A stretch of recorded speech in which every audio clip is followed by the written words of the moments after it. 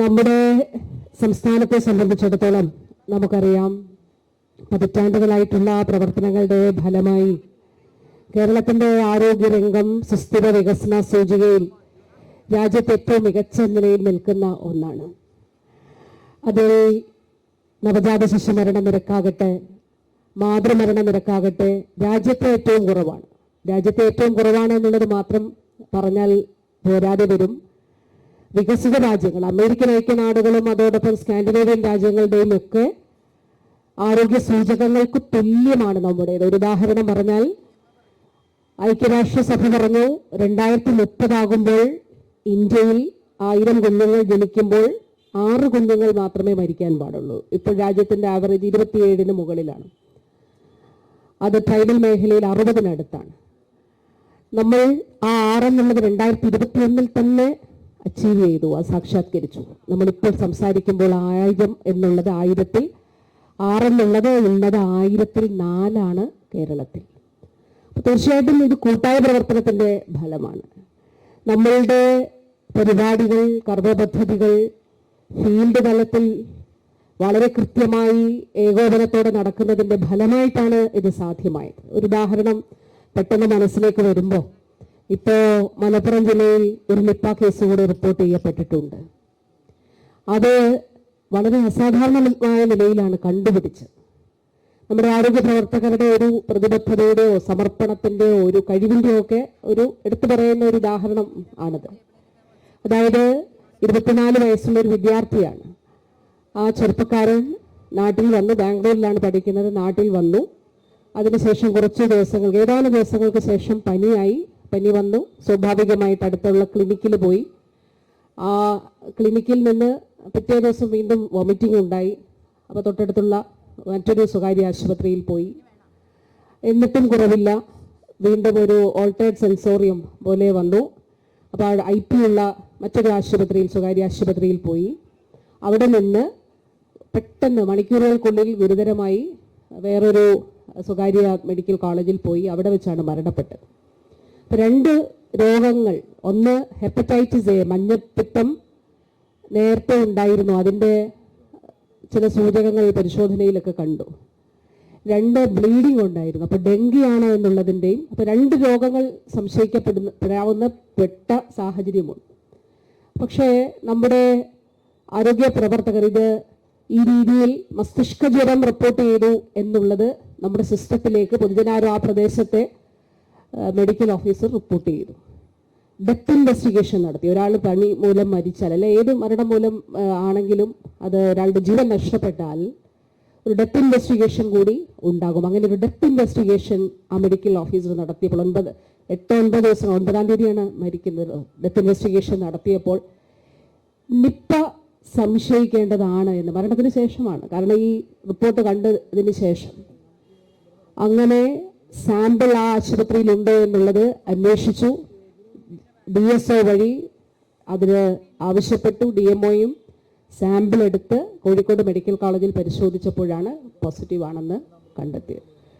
ഞാൻ കഴിഞ്ഞ ദിവസം ഡൽഹിയിൽ നീതി ആയോഗിൻ്റെ CEO ഡോക്ടർ VK പോൾ, ബഹുമാനപ്പെട്ട കേന്ദ്ര ആരോഗ്യ വകുപ്പ് മന്ത്രിയെ കണ്ടു. അതിന് നീതി ആയോഗുമായിട്ട് ചർച്ചയുണ്ടായിരുന്നു. അപ്പോൾ അദ്ദേഹം പറഞ്ഞൊരു കാര്യം, ലോകത്ത് മറ്റൊരിടത്ത് ഒരുപക്ഷെ ഇങ്ങനെ സംഭവിക്കില്ല, അല്ലാതെ മറ്റ് രോഗലക്ഷണങ്ങളും അതുപോലുള്ള ടെസ്റ്റ് റിസൾട്ട്സ് ഒക്കെ ഉണ്ടായിരുന്നു. പക്ഷെ അവിടെ നിൽക്കാതെ ഒരു പടി കൂടി കടന്നുകൊണ്ട് എന്താണ് ഇതെന്നുള്ളത് ഉള്ളൊരു അന്വേഷണത്തിൻ്റെ ഭാഗമാണ്.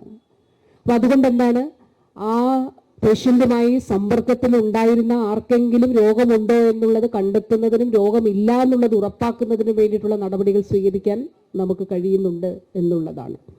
അപ്പോൾ തീർച്ചയായിട്ടും ഞാൻ പറഞ്ഞത് ഇതാണ്, ഈ ആരോഗ്യ പ്രവർത്തകരാണ് എൻ്റെ ചുറ്റിലും എൻ്റെ മുന്നിലും ഇരിക്കുന്ന കേരളത്തിലുള്ള ആരോഗ്യ പ്രവർത്തകരാണ് നമ്മുടെ ആരോഗ്യ മേഖലയുടെ കരുത്ത്. കേരളത്തിൻ്റെ ആരോഗ്യ മേഖല നമ്പർ 1 ആണെങ്കിൽ അതിൻ്റെ ക്രെഡിറ്റ് നമ്മുടെ ആരോഗ്യ പ്രവർത്തകർക്കുള്ളതാണ് എന്നുള്ളത് നാം കാണേണ്ടതായിട്ടുണ്ട്. സമർപ്പണത്തോടെയുള്ള ആ പ്രവർത്തനം, നമ്മുടെ മുന്നിൽ വരുന്ന ഒരു കേസ് പോലും വേണമെങ്കിൽ അത് അങ്ങ് ആ രീതിയിൽ അത് ഒഴിവാക്കാമെന്ന് വെച്ചാൽ ശരി, അതായിക്കോട്ടെ. പക്ഷെ അതിൽ അന്വേഷിച്ച് എന്താണ് എന്നുള്ളത് കണ്ടെത്തി ഒരു പൊതുജനാരോഗ്യ ഒരു പ്രാധാന്യം അത് നൽകിക്കൊണ്ടുള്ള ഇടപെടൽ നടത്തി എന്നുള്ളതാണ്. അപ്പോൾ തീർച്ചയായിട്ടും എറണാകുളം ജില്ലയെ സംബന്ധിച്ചിടത്തോളം നമുക്ക് മെട്രോ നഗരം ആണ് കൊച്ചി, എറണാകുളം. അപ്പോൾ അതിനനുസരിച്ചിട്ട് ഒട്ടേറെ വെല്ലുവിളികൾ നമുക്കുണ്ട്. ആ വെല്ലുവിളികൾ ഒരുപക്ഷെ മറ്റേ ജില്ലകളുമായിട്ട് ചിലപ്പോൾ കോഴിക്കോടും തിരുവനന്തപുരമൊക്കെ സമാനമായിട്ടുള്ള വെല്ലുവിളികളുണ്ട്. അപ്പോൾ എറണാകുളം ജില്ലയിൽ അത് കൂടുതലുമാണ്. അപ്പം അങ്ങനെയുള്ള വെല്ലുവിളികളെ ഏറ്റെടുത്ത് മുന്നോട്ട് പോകുന്ന ഒരു ജില്ലയാണ്. പകർച്ചവ്യാധികളൊക്കെ വന്നാൽ പെട്ടെന്ന് വ്യാപനത്തിനുള്ള സാധ്യതകളുള്ള ജില്ലയാണ്. അപ്പോൾ ഈ പൊതുജനാരോഗ്യ പ്രവർത്തനത്തിന് പ്രാധാന്യം നൽകിക്കൊണ്ട് നമ്മുടെ പൊതുജനാരോഗ്യ സംവിധാനത്തെ, ആശുപത്രി സംവിധാനങ്ങളെ ശക്തിപ്പെടുത്തുന്നതിന് വേണ്ടിയിട്ടാണ് സർക്കാർ ശ്രമിക്കുന്നത്. അപ്പോൾ ഈ കഴിഞ്ഞ 8 വർഷമായി നമുക്കറിയാം, ആരോഗ്യ മേഖലയിൽ നവകേരള കർമ്മ പദ്ധതിയുടെ ഭാഗമായി ആർദ്രം മിഷനിലൂടെ നമ്മൾ ശ്രമിച്ചത്, വളരെ ചുരുക്കി പറയാനായിട്ട് ആഗ്രഹിക്കുകയാണ്, നമ്മൾ ശ്രമിച്ചത് ഒന്ന്, നമ്മുടെ അടിസ്ഥാന സൗകര്യത്തിൽ കാതലായ മാറ്റം ഉണ്ടാകണം. നമ്മുടെ പല ലെയറിലുള്ള ആരോഗ്യ സ്ഥാപനങ്ങളാണ്.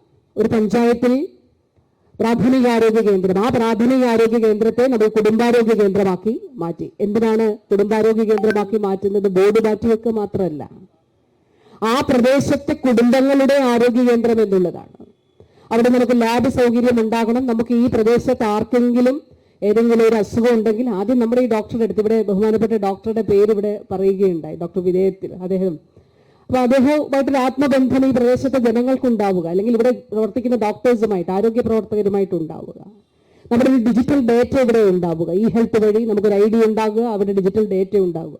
അത്യാവശ്യം പരിശോധനകളൊക്കെ തന്നെ ഇവിടെ നിർവഹിക്കാനായിട്ട് കഴിയുക. ഇനി സൂപ്പർ സ്പെഷ്യാലിറ്റി സേവനങ്ങളും സ്പെഷ്യാലിറ്റി സേവനങ്ങളൊക്കെ വേണമെങ്കിൽ ഹയർ സെന്ററിലേക്ക് റെഫർ ചെയ്ത് അല്ലെങ്കിൽ അവിടെ ചികിത്സ തേടുന്നതിന് വേണ്ടിയിട്ടുള്ള സൗകര്യം ഉണ്ടാവുക. താലൂക്ക് തലം മുതലാണ് സ്പെഷ്യാലിറ്റി സർവീസസ് ഉണ്ടാകുന്നത്. ഇപ്പൊ നമ്മുടെ വൈപ്പിൻ നിയോജക മണ്ഡലത്തിൽ ഞാറക്കൽ താലൂക്ക് ആശുപത്രി, ഞാൻ വൈപ്പിൻ നിയോജക മണ്ഡലത്തിൽ എനിക്കൊന്ന് 4-ാമത്തെ തവണയാണെന്ന് തോന്നുന്നു വരുന്നത്. നമ്മുടെ ഇവിടെ തന്നെ കുടുംബാരോഗ്യ കേന്ദ്രമായിട്ട് നമ്മുടെ ആരോഗ്യ കേന്ദ്രത്തെ ഉയർത്തുന്ന ചടങ്ങിൽ അതിനുവേണ്ടി ഒരു വർഷം മുൻപ് വന്നിരുന്നു, ഏതാനും മാസങ്ങൾക്ക് മുൻപ് വന്നിരുന്നു. ഞാറക്കൽ താലൂക്ക് ആശുപത്രിയുടെ കെട്ടിടത്തിന്റെ ഉദ്ഘാടനത്തിന് വേണ്ടി വന്നിരുന്നു, പല പരിപാടികൾ, പിന്നെ താലൂക്ക് ആശുപത്രി വിസിറ്റിന്റെ ഭാഗമായിട്ട് വന്നിരുന്നു. അപ്പൊ ഞാറക്കൽ താലൂക്ക് ആശുപത്രിയിൽ നമ്മളിപ്പോൾ ഡയാലിസിസിന് വേണ്ടിയിട്ടുള്ള സൗകര്യങ്ങൾ ഒരുക്കാനായിട്ട് പോവുകയാണ്. അവിടെ വെള്ളത്തിന്റെ ഒരു പ്രശ്നമുണ്ടായിരുന്നു. അവിടെ ആ വെള്ളം ശുദ്ധീകരിച്ച് നല്ല വെള്ളം, RO പ്ലാന്റ് ഉണ്ട്, എന്നാൽ പോലും അവിടേക്ക് പോകുന്ന വെള്ളം കുറച്ചുകൂടി ശുദ്ധമാകണം എന്നുള്ളത് കണ്ടുകൊണ്ട് അതിന് വേണ്ടിയിട്ടുള്ള വാട്ടർ അതോറിറ്റിയുമായിട്ടും അതുപോലെ പഞ്ചായത്ത് പ്രസിഡന്റും ഒക്കെ ഇവിടെയുണ്ട്, ബഹുമാന MLA അതിന് നേതൃത്വം നൽകുന്നുണ്ട്.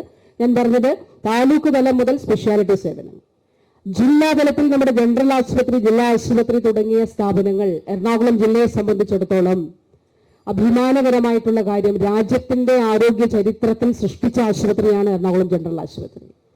ഈ കാലഘട്ടത്തിൽ രാജ്യത്ത് ആദ്യമായി ഒരു ജനറൽ ആശുപത്രിയിൽ, ഒരു ജില്ലാതല ആശുപത്രിയിൽ കിഡ്നി ട്രാൻസ്പ്ലാന്റേഷൻ നടക്കുന്നുണ്ടെങ്കിൽ ആ ആശുപത്രി എറണാകുളം ജനറൽ ആശുപത്രിയാണ്.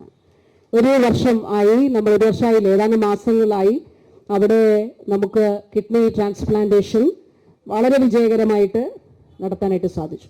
ഇന്ത്യയിൽ ആദ്യമായി 2 വർഷങ്ങൾക്ക് മുൻപ് ഹൃദയ ശസ്ത്രക്രിയ, ഓപ്പൺ ഹാർട്ട് സർജറി ഒരു ജില്ലാ ആശുപത്രിയിൽ നടത്തിയിട്ടുണ്ടെങ്കിൽ അത് എറണാകുളം ജനറൽ ആശുപത്രിയാണ്. അത് തുടരുന്നുണ്ട്. നമ്മൾ ഇനി ശ്രമിക്കുന്നത് അതിനു വേണ്ടിയിട്ടുള്ള പ്രവർത്തനങ്ങൾ ആരംഭിച്ചു കഴിഞ്ഞു. അവിടെ ഹൃദയം മാറ്റിവെക്കൽ ശസ്ത്രക്രിയ നടത്തുന്നതിന് വേണ്ടിയിട്ടുള്ള ശ്രമമാണ് എറണാകുളം ജനറൽ ആശുപത്രിയിൽ നടത്തുന്നത്. അതോടൊപ്പം ഒട്ടനേകം ആശുപത്രികൾ, ഇപ്പോൾ കോതമംഗലം മുതൽ ഇങ്ങോട്ട്, കോതമംഗലത്ത് കിഫ്ബിയുടെ 11.25 കോടി രൂപയുടെ പ്രവർത്തനമുണ്ട്. കൊച്ചിൻ ക്യാൻസർ സെന്റർ ഇപ്പോൾ രാജ്യത്ത്, ഇപ്പോൾ സൗത്ത് ഇന്ത്യയിലെ തന്നെ അല്ലെങ്കിൽ രാജ്യത്തെ തന്നെ ഏറ്റവും മികച്ച ക്യാൻസർ ചികിത്സാ കേന്ദ്രങ്ങളിൽ 2 ക്യാൻസർ ചികിത്സാ കേന്ദ്രങ്ങൾ നമുക്കുണ്ട്. ഒന്ന് RCC regional cancer centre Thiruvananthapuram, 2 Malabar cancer centre. ആ തലത്തിലേക്ക് കൊച്ചി ക്യാൻസർ സെന്റർ, കൊച്ചിയിൽ കൂടി ആ നിലയിൽ ഒരു ക്യാൻസർ സെന്റർ സ്ഥാപിക്കുക എന്നുള്ളത് നമ്മുടെ ലക്ഷ്യമായിരുന്നു. പ്രവർത്തിക്കുന്നുണ്ട് നിലവിൽ, പക്ഷേ അതിന്റെ ഒരു വളരെ പ്രാഥമിക ഘട്ടത്തിൽ മാത്രമായിരുന്നു. ഈ വർഷം അത് കിഫ്ബിയിലൂടെ 384 കോടി രൂപ അനുവദിച്ചുകൊണ്ട് അതിന്റെ കെട്ടിട നിർമ്മാണം പൂർത്തിയാക്കി ഏറ്റവും ആധുനികമായിട്ടുള്ള മെഷീൻസ് ഉൾപ്പെടെ അവിടെ അത് വന്നുകൊണ്ടിരിക്കുകയാണ്. ആ മെഷീൻസൂടെ വന്നപ്പോൾ കെട്ടിടം ഉദ്ഘാടനം ചെയ്യാനാണെങ്കിൽ ഇപ്പോൾ ഉദ്ഘാടനം ചെയ്യാമായിരുന്നു. പക്ഷെ നമ്മൾ കണ്ടത് ഉദ്ഘാടനം ചെയ്താൽ പ്രവർത്തിച്ചു തുടങ്ങണം, ആ നിലയിലാകണം. അപ്പൊ അതുകൊണ്ട് എക്യുപ്മെന്റ്സ് എല്ലാം വന്നുകൊണ്ടിരിക്കുകയാണ്. 384 കോടി രൂപയുടെ CCRC കൊച്ചിൻ ക്യാൻസർ സെന്ററും പ്രവർത്തന സജ്ജമാവുകയാണ്. ഏതാനും മാസങ്ങൾക്കുള്ളിൽ അത് സജ്ജമാകും. അത് തീർച്ചയായിട്ടും ഈ കാലഘട്ടത്തിൽ കൊച്ചിക്കുള്ള, എറണാകുളം ജില്ലയ്ക്കുള്ള ആരോഗ്യ വകുപ്പിന്റെ സമ്മാനമായിരിക്കും അത് എന്നുള്ളത് തീർച്ചയാണ്. അപ്പൊ അത് വളരെ അഭിമാനമുള്ള ഒരു പ്രോജക്റ്റാണ്.